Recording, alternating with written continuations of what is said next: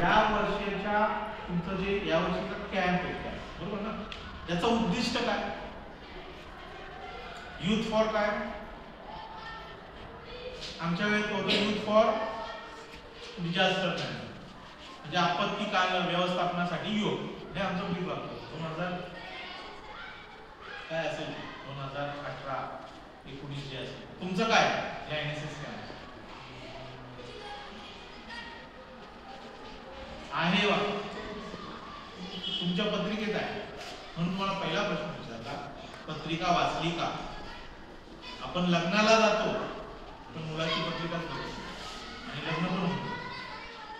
म्हणजे उदाहरण सांगतो, लग्न ठरवत असताना जशी आपण पत्रिका बघतो, म्हणजेच काय पत्रिका बघणं म्हणजे काय, त्याचं शिक्षण किती, त्याची नोकरी किती, त्याचं बॅकग्राऊंड किती, बरोबर, त्याचं काय परिस्थिती आहे, त्याला काय माहिती, आपल्याला काय माहिती, आणि डोळे बंद करून लग्न करायची नसतं.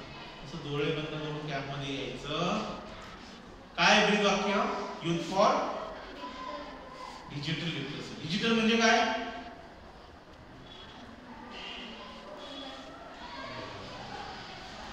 डिजिटल ऑनलाईन म्हणा